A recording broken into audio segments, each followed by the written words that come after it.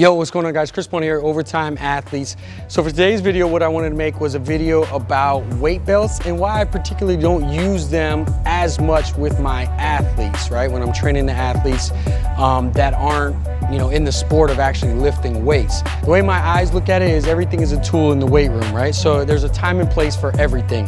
However, why you don't see me working with a weight belt with a lot of my athletes is because of a number of things. But evidence shows us that when you use a weight belt, right, what you're trying to do is you're essentially trying to increase intra-abdominal pressure, right? So what you're trying to do is you're trying to push out on the belt so that you can stabilize the spine and the trunk.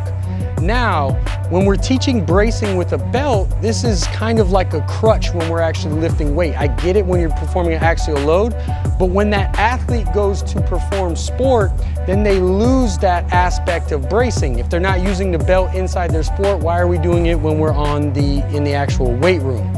And actually evidence shows us that when you teach an athlete to brace with a belt, from an EMG, like an activation perspective, obviously that when you're pressing out, you're gonna have more activation of the rectus down the front, but what happens is you get a decreased activation of the actual obliques. So we're only focusing on one portion of the bracing as opposed to allowing the athlete without the belt and without the crutch to be able to brace across the entire trunk.